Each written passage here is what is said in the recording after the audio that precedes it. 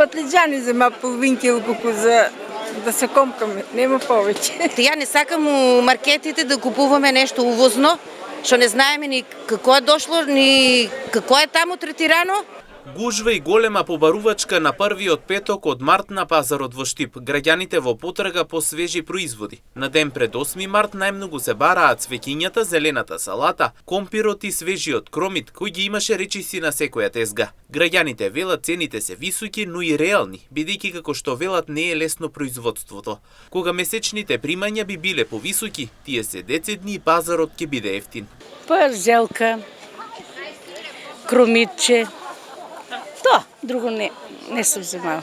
Се е пазарувано. Зеленчук, се. Зелка, салата, се живо. Цените значи се добри? Добре се. Добре се, цените нема проблем. Капо и према трудо продават си луѓето кои што одговарат. Па за тоа знам, че сум работила.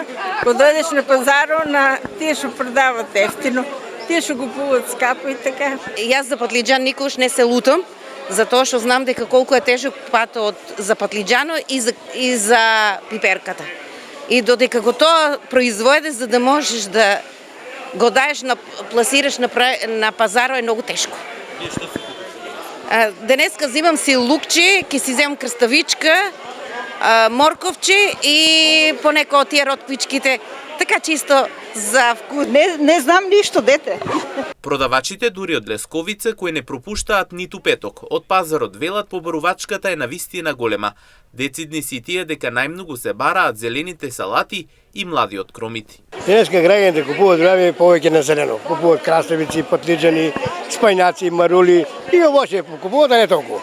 Цените како се движат? Па цените краставици е 150 денари, а има и 120 денари краставици. Патлиџано 160 и 140.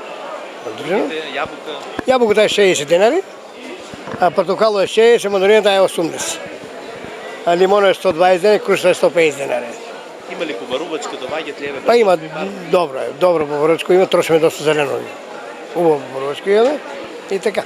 Дополнително купувачите купуваа многу свежи јајца, домашни зачини, мед, јаболка и мандарини. Се припремаат и за празникот 8 март и за предстојната седмица.